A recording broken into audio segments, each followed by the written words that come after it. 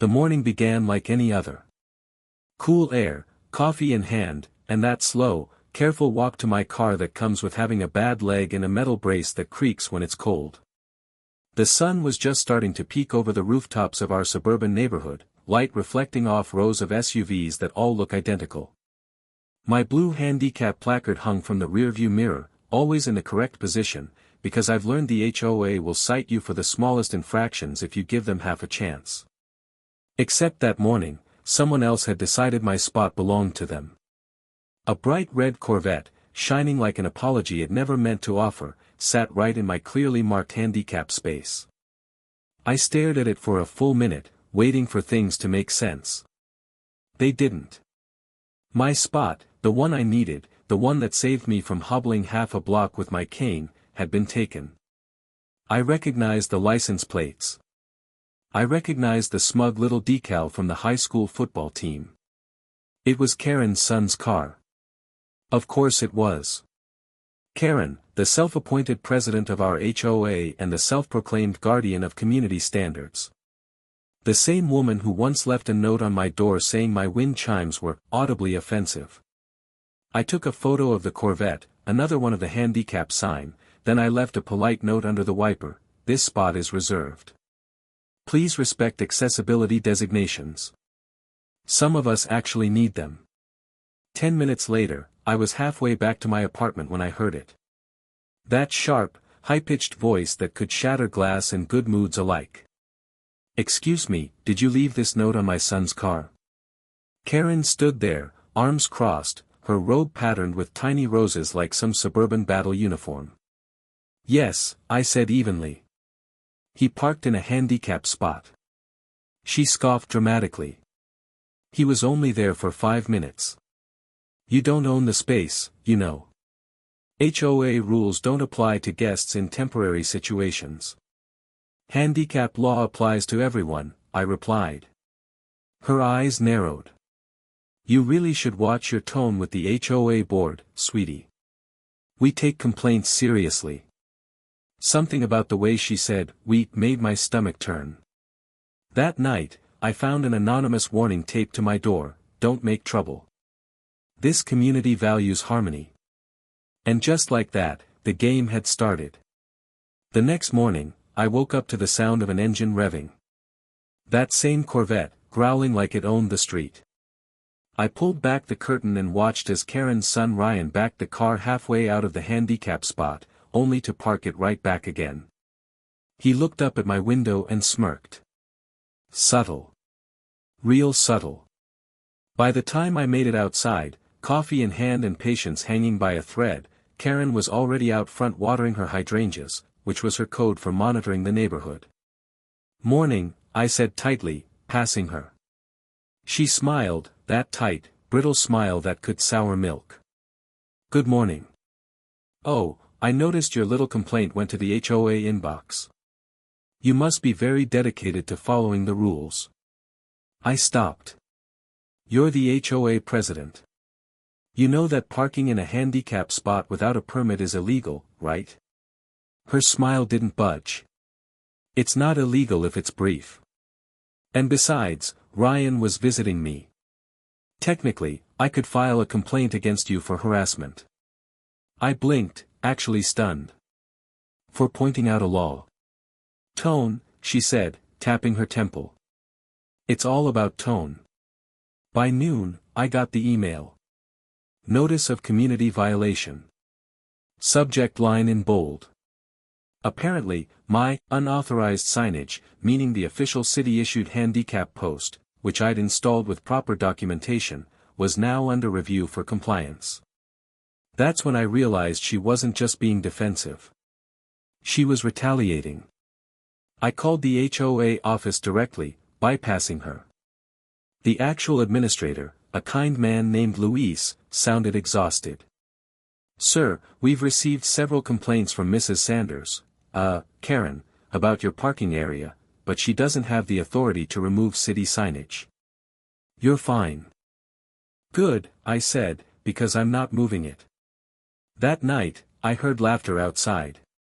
Teenagers, loud and careless. I peeked through the blinds. Ryan and his friends were taking selfies by the Corvette, still parked illegally, beers in hand. "Nice sign, dude," one of them shouted, pointing at my handicap placard. I felt that familiar spark of anger. Not the explosive kind, but the slow burn that spreads quietly and evenly, like a fuse. By morning, I'd made a decision. If the HOA wouldn't enforce the rules, maybe karma would. The air the next morning had that kind of stillness that feels like a warning, the world waiting to see who blinks first. The Corvette was there again, right in my handicap spot, as if it had been planted there. Karen was outside trimming invisible branches from her rose bushes, pretending not to watch me limp toward my car. I could practically feel her smirk through the hedge. "Morning," she sang, not looking up. "You might want to move your trash bins closer to the curb. HOA regulations say." I cut her off. "You might want to tell your son the law says that's my parking spot." She gave a short, sharp laugh. "You're becoming quite the complainer, you know that." "Not very neighborly." I smiled back. "Just very observant." That afternoon, while she was hosting her weekly HOA strategy meeting, which, from the sound of it, mostly involved gossip and Rose, I went about my own quiet business. I called the city's non-emergency parking enforcement line, spoke to a calm woman named Gina, who listened to my story and said, "Yeah, sounds like we've had a few calls about that address. We'll send someone tomorrow." Perfect. But something in me wanted more than a ticket. Not revenge, not exactly, just balance. So that evening, I left a small handwritten sign at the edge of my space, reserved. "Illegally parked vehicles will be towed." It wasn't a threat, just a reminder. By nightfall, the Corvette was back. I watched from my window as Ryan stumbled out, drunk, laughing with a buddy. They kicked my sign over. One of them even spat on it. Karen's porch light flicked on. "Boys, keep it down," she hissed, though there was no real anger in her voice, just pride and amusement. That was the moment something inside me clicked. If she wanted to play HOA queen, fine. I'd let her. But the universe, or maybe just a tired old man with a bad leg and a better sense of timing, was about to teach her something about consequences. I set my alarm for 5:30 a.m. The world was dark and quiet when I stepped outside, phone in one hand, flashlight in the other. And by sunrise, the Corvette wasn't sitting so proud anymore. I woke up to shouting. Not just any shouting, the kind that slices through morning air and draws every curtain in the cul-de-sac open like theater drapes before the main act. "Who did this?" Karen's voice, shrill and furious, bounced off the stucco walls. I grabbed my cane, took a slow sip of coffee, and opened my blinds. There she was, still in her robe, standing in the middle of the street like some kind of suburban general surveying the battlefield.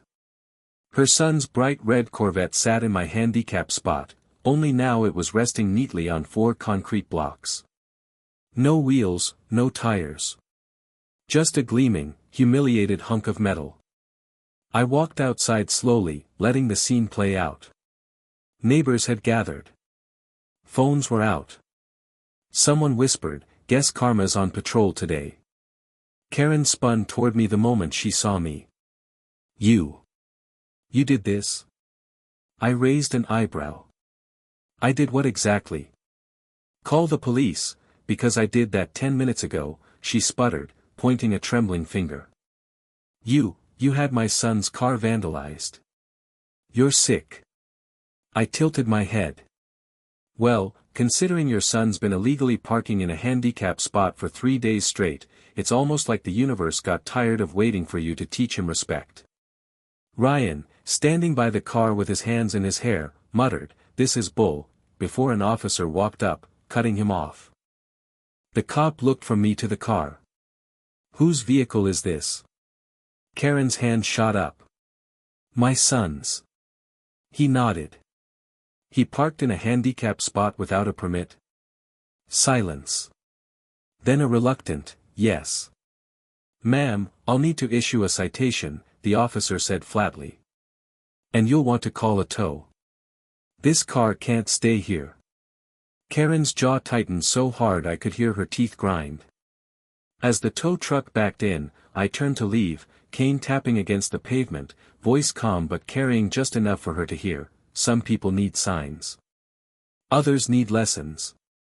That night, as the neighborhood group chat lit up with gossip and grainy photos of the wheelless Corvette, I sat by my window sipping tea.